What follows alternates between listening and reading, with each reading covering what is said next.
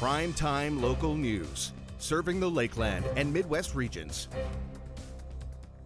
With pandemic restrictions canceling large events last year, local runner Pam Rollheiser decided to run a triathlon to raise money for cancer research. In part one of our interview, Jace Mackey discusses some setbacks Rollheiser faced while preparing for this year's Try One for Life race. I'm joined today here on Primetime Local News with Pam Rollheiser. She's going to be taking part in the Try for Life cancer fundraiser happening on August 9th. Now, Pam, before we talk about what's going to be happening this year, can you kind of give me backstory about how this got set up and started last year? So last year, well, actually originally in 2019, I had qualified to race with what's called Age Group Team Canada. And that meant that I got to race in a world's race. And that world's race was supposed to be happening in Edmonton of 2020. And of course, COVID, everything canceled, right? So what happened was after hearing the news that it had been canceled, I'd gone out for a run, and running is a really good way to sort of work through your therapy, to be honest, right? To just kind of say, yes, this is how everything is. So while I was out there for the run, the only thing that kind of kept coming to me is I want to do something positive with all the training that I've done. And the idea came to me to do a fundraiser for something. And then as I thought about it, okay, who would I do it for? And our family has been touched by cancer, as so many people have been. So it was kind of just a natural one for me. So I contacted the Canadian Cancer Society, and I was thinking I would just kind of put it under the umbrella of something like where they did the walk, the walk for life.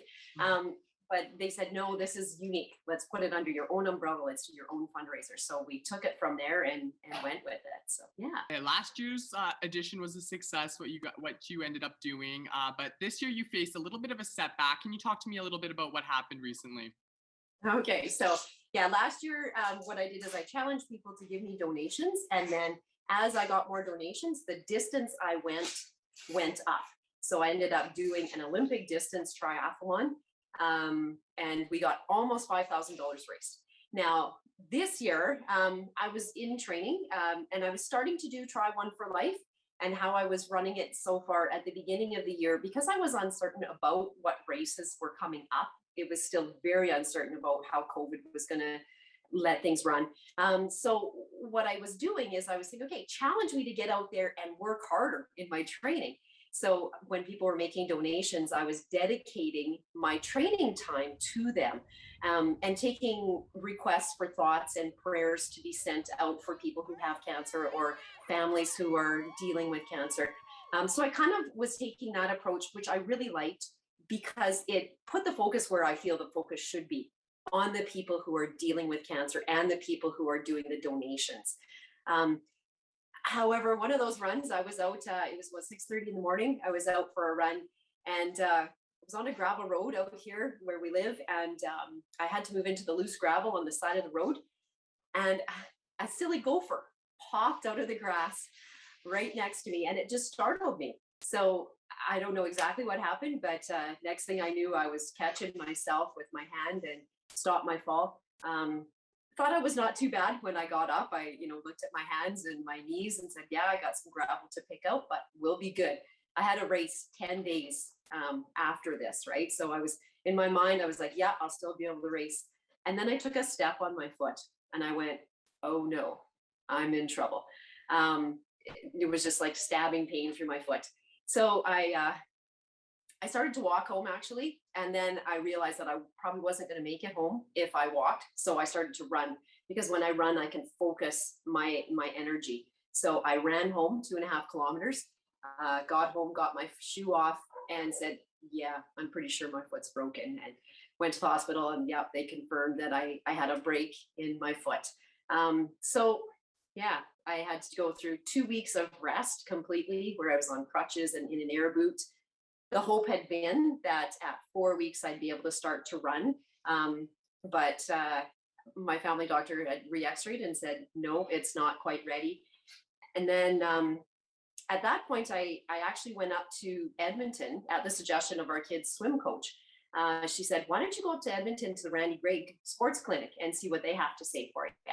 So I went up and chatted with them up there.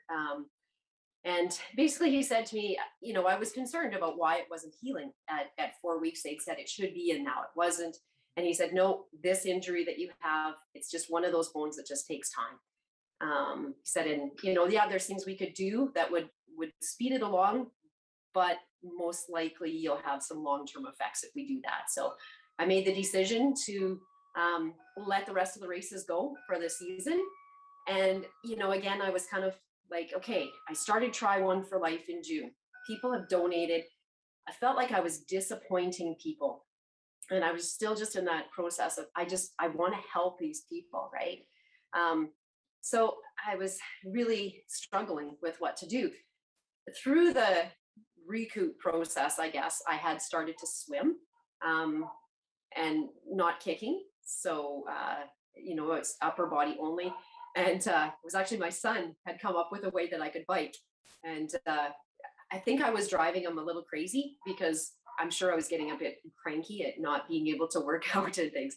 So he said to me, he goes, Mom, I figured out the bike for you. So we put the bike on a trainer that we used through the winter and took the left pedal off, and I sit on the bike and I pedal with just my right leg. So I built myself up to where I can do 20 kilometers like that. Wow. So it's just been sort of a process of kind of going through the healing, I guess. We will have part 2 of our interview tomorrow on Primetime Local News. A nice addition to the activities happening this weekend at the Legion Ball Diamonds is a steak dinner for residents to enjoy. The proceeds from tickets purchased will be going towards Todd Brackley, a local man who has been battling cancer. Our Shelby Clark has more. I'm joined here today for Primetime Local News with Caroline Eagles to talk about a dinner being held at the Legion Ball Diamonds on Saturday night. Thanks so much for joining us today. Thank you for having me. Of course. Now, what's all involved in this dinner for people? There's a steak supper that includes steak, potatoes, salad, and corn on the cob for $20 for advance tickets, $25 the day of. And all our proceeds are going towards Todd Brackley and his fight against cancer. And how did the idea come up to have this dinner for residents to help support Todd Brackley? Just that we wanted to find a way to support Todd, and in conjunction with the slow pitch tournament that's going on Friday, Saturday, and Sunday at the Legion Ball Diamonds, a group of us decided to put together a steak supper as a fundraiser. Has support been strong online so far for this dinner for Saturday? We've had some ticket sales. We'd love to have lots more. Every bit of the ticket sales go directly to Todd. So the more that we can sell, the better it is for him, and the more support he'll receive. And would you be able to tell me what time it'll be at on Saturday night for this dinner? Yes, it's going to be start at 5 o'clock at the Legion Ball Diamonds at the concession behind Diamond 4. There's going to be a home run derby going on at the same time, so people can come and enjoy that. And then the playoffs will follow after for the tournament. Where all can residents go online and be able to purchase tickets for this dinner? For sure, they can contact me either through Facebook Messenger, or my number is 306-285-8340, or Jackie Lees is also selling tickets. Messenger, Facebook, or text is great. Could you explain a bit more on how exactly the proceeds will help Todd Brackley, who's fighting cancer right now? Sure. Todd's receiving treatment in Edmonton. And so while he's there receiving treatment, he's obviously not working. And so any of the proceeds that we make will go towards him to use as he sees fit. Is there anything else you want to add for people to know about concerning this dinner on Saturday and with the tournament? For sure. The dinner is just that Saturday, but we are still accepting teams for the tournament as well as individual entries. So if anyone doesn't have a team to play on but would like to come and play, you can contact me and I'll forward your name on to the appropriate people. And we just love to have people to come out. There's going to be beer gardens and raffle tickets, tons of prizes to be won and to be auctioned off. So the more people, the better. Well, perfect. I hope you see lots of support for this dinner and for the tournament. Thanks again so much for joining me today, Caroline. Thank you so much. We'd like to thank everyone for their support so far, and we hope to see you this weekend at the Legion Ball Diamonds. Now our Shelby Clark will take a first look at your weather forecast.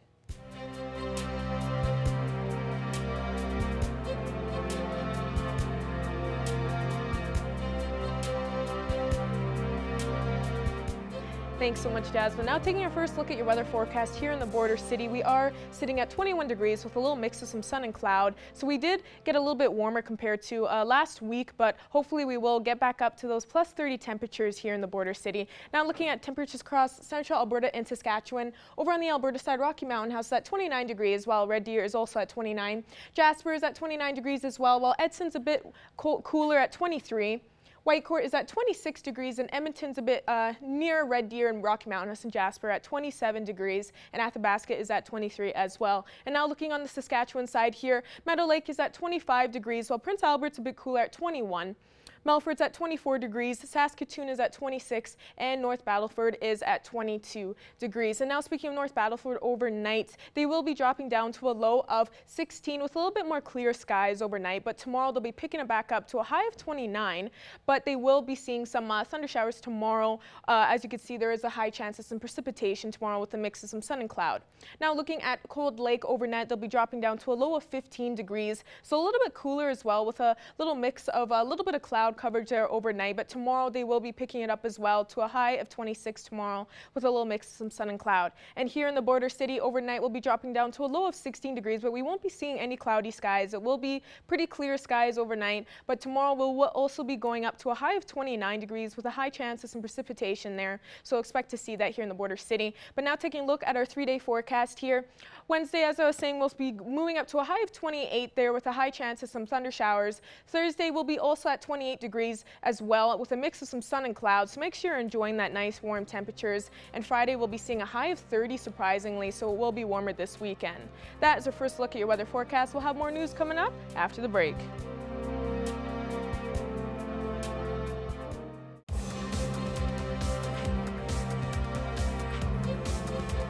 The NBA offseason is well underway with a number of big-name players signing major contracts. Connor Chan and Evan Kenny have more on how the offseason is shaping up. Well, joining us for the Tuesday sports panel, it's a little different today. Of course, this is our first day back, is Evan Kenny. Evan, a few things on the NBA free agency front. We know the NHL free agency period is still going on, but NBA's kicked off very not too long ago. Some big names already to talk about a little bit later on, but one of the big things was at the draft, the Russell Westbrook trade, to the Los Angeles Lakers for a big package going back to Washington. So, Evan, just break down some of the key elements from that trade. Yeah, Connor, you mentioned free agency. While this isn't exactly free agency, this does change how the LA Lakers are going to handle free agency. Now, obviously, they got a fantastic player here in Russell Westbrook. They gave up Kyle Kuzma, Montrezl Harrell, and Caldwell Pope. So these are all three quality players. I mean, obviously, none of them quite to that level of Russell Westbrook this past season. Westbrook averaged over 22 points per game, 11.5 rebounds per game, and 11.7 assists. So he averages a triple-double throughout the season, every game in, game out. We all know he is Mr. Triple-Double. So now he's really just adding to what is now a three-headed beast for the LA Lakers with Anthony Davis and obviously LeBron James still on that team. So this does change how they go into free agency, Connor. Now, instead of looking for a big piece like a guy like Westbrook, they just traded for him, obviously. So now they can start filling in some of those key role players that really helped the Lakers win the championship 2 years ago. Already one of those guys that they have brought back from that championship team is Dwight Howard. These are the guys that they're going to need to continue to bring in. Just adding those depth players, those extra defensive players, those locker room type of guys will help different teams find success here, Connor. And of course, with LeBron James getting older, he's going to need some of that help, especially up in the scoring front. That's why hopefully that AD and Westbrook could have a really good year together with the Lakers. And I know Lakers, we talked about with their free agency plans. I know Miami is another team to talk about, Evan. We all know that former Toronto Raptor Kyle Lowry is no longer with them. He did sign with Miami. We know there's lots of big moves in Miami there, and I know they've been a big player in this free agency period, Evan. Yeah, Connor, not just former Raptor, but arguably the best Toronto Raptor of all time. He was really the heart and soul of that team, had been there for so long, and obviously helped lead them to that championship there. He signs for 3 years with the Miami Heat. And, I just mentioned, the big three with the LA Lakers. It seems like Miami's starting to make a big three of their own, but maybe focusing more on their own side of the court, their defensive end here. Obviously, Kyle Lowry, he's a fantastic player. He's a great off-ball defender as well. Pairing him up with Jimmy Butler, who led the league in steals last season, will just be phenomenal. Butler, another guy who just did re-sign an absolutely massive deal with the Miami Heat. And then finally, the third piece of that three-headed monster, Bam Adebayo, he's really started to break out and show he's a monster when it comes to the boards. He's great when it comes to defense. This was already a top 10 defense, Connor. Now, obviously, they're adding Kyle Lowry. Just to build onto that defensive depth, we saw a guy who went absolutely off in these past playoffs with the Milwaukee Bucks. In PJ Tucker, he got signed for 2 years by the Miami Heat. So they're really looking to emphasize in that defensive side of the court. I mean, PJ Tucker, just one example, absolutely shut down Kevin Durant, stopping the Brooklyn Nets, or rather helping stop the Brooklyn Nets there. So these guys will be very valuable, already making a top 10 defense even that much better. And you look at Miami Heat with Tyler Herro, hopefully he can have a bounce back year. I know he didn't have a great year coming off that NBA Finals appearance there that they did have against the Lakers, but he's a piece hopefully to look forward to down the road along with all the great signings and additions that they have. And one of the last things, Evan, we know that, like I said, free agency is still going on. We know some names have already signed, but who's left there that could find a home sooner than later, and who are some of those bigger names that hopefully can help a team win? Well, Connor, there's definitely at least a number of big names still on the board. The two that jump out to my mind were actually in a deal with one another. DeMar DeRozan, while his age still is getting up there a little bit, he still has quite a bit to contribute. He was a top 25 scorer throughout the regular season in the NBA this year. Maybe he's not that number one piece that you build your franchise around anymore, but he's definitely a guy who can come in and help a team, push that extra mile to possibly get a championship. And the other guy, Kawhi Leonard, I mean, there is a good chance, Connor, he will miss the majority of this season. Obviously, hurting his ACL in the playoffs there will require surgery, but he's still one of the top five best players in the NBA. His defensive skills, his NBA championships, he sort of brings that all to the table. He did decline the extra player option from the LA Clippers. That was going to be for $36 million. So it will be interesting just knowing that he might be out this upcoming season, just seeing what he'll do. Connor, looking at some of the depth players, role players that are still left, I think a great player for somebody trying to make it to that championship push, Danny Green. He's a great utility player who can A, shoot three-pointers, but B, lock down teams defensively. A couple other guys who could contribute offensively. Victor Oladipo had that injury bug lately, but still a quality player. And then Carmelo Anthony. I mean, the guy has been around. He scored so many points throughout the NBA, just hasn't quite won that ship yet. So he will be looking for that.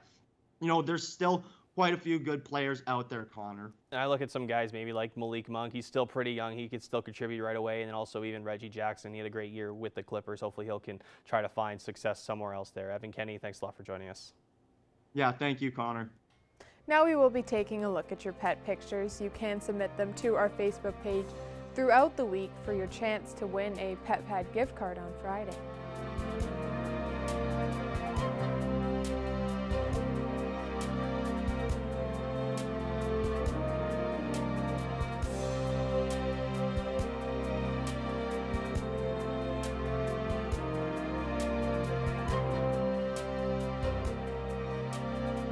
We want to see your pets. Send photos of your pet and their name to our Facebook, Twitter, or Instagram to have them featured on Pet of the Day. Your name will be entered into a weekly draw for a gift certificate from the Pet Pad.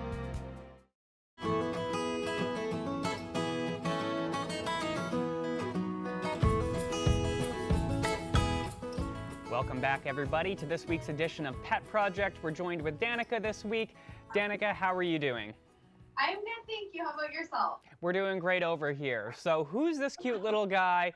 So well behaved. He's been wonderful the entire time we've been chit-chatting off camera. So tell me all about him. Yeah, this is Levi. He's about 8 months old. He came into us as a stray. Coming to say hi now. Levi. And he is neutered and vaccinated, and he's ready for his forever home. He does have a preference to humans, not a huge fan of other dogs or cats. And despite his very good behavior at the moment, he's very high energy and could learn some manners. So a home with other older kids would be best for him. Yeah, he seems like a dog with, a lot of energy. He looks like he loves attention, so probably somebody who's got, the time to really give him the care that he needs would be a perfect home for a guy like Levi, I'm guessing, eh? Yeah, someone really active with lots of time to give him and time to work on training would do wonders for this boy. He's very sweet. Beautiful. Well, if anybody out there is interested in meeting Levi, certainly get in contact with the SPCA. Stop in and say hi. I'm sure he would love to chat with you. Beautiful. Well, Danica, how are you guys doing for other animals? I know during the summer, your kitten numbers usually get high. There's usually a few stray dogs roaming around. How are things going at the SPCA, just, number-wise? Yeah, so the majority of our kennels are full at the moment, but we're getting a few out the door through adoptions to wonderful homes. We still have quite a few waiting to come in, so if you are interested in adopting, it's a great time of year to help us out. There you go. So, if you've been holding out, if you've been waiting to, maybe pull the trigger on an adoption, they have lots of choices for you at the SPCA. You could literally have your pick of the litter if you like. Beautiful. Well, we've had, you guys have had an ongoing fundraiser for the last couple of weeks here involving a local ice cream store, The Scoop. So, it's continuing this week. Why don't you tell us a little bit about that, Danica? Yeah, we're really excited to be partnering with The Scoop. Every Wednesday, they'll have an SPCA feature flavor for $5 plus pack. All the proceeds from that will be coming back to our shelter. If you're not interested in their flavor that day, they'll have a little donation box set up for us as well if you're wanting to help us out. Perfect. Well, that sounds great. Do you know what the flavor is this week yet? Are you allowed to tell us, or is that kind of a secret for the moment? I'm actually not sure off the top what it is, but typically they let us know ahead of time, so we should be posting today, if not early tomorrow morning, to give everybody the heads up. Perfect. So you heard it here, guys. If you want to know what the flavor is tomorrow, certainly follow the Lloydminster SPCA on Instagram, on Facebook, on all the socials. Keep an eye on them. That's your best bet to find out what the flavor of the week is going to be. Beautiful. So, and Danica, I always like to ask you guys, because obviously you're a nonprofit, and so, you guys are run on the generosity of the community. And, people oftentimes give monetary donations. Physical items are, again, always appreciated by you guys because, you need physical items. You need food and you need cleaning supplies and things like that. So, what's the hot item of the week, Danica? If anybody's out there doing shopping and they want to pick something up for you guys, what should they keep an eye out for if it's on sale? We would love some paper towel. We use quite a bit of it just throughout the day in random aspects of our shelter, so it's always incredibly helpful for us. We could never have enough of it, so that would be much appreciated if anyone's at the grocery store and thinking of us. Perfect. All right, there you go. So if anybody wants to do a good deed, if you're walking down the paper towel aisle, if you see some that's on sale for a good price, maybe stock up and swing by the SPCA on your way home. Well, that's unfortunately all the time we have for this week, Danica, but I want to thank you so much for stopping by. I want to thank Levi for playing with us for a little bit here, and if anybody wants to stop by and say hi to Levi, maybe take him home, certainly get in touch with the SPCA. But once again, thank you so much for stopping by and chatting with us, Danica. Thank you so much. We'll see you next week. See you next week. Thank you. Manage your waste and recyclables with Quick Pick Waste Disposal. 100% locally owned and proud to serve and support the communities we call home. Quick Pick, the convenient solution to avoid pollution.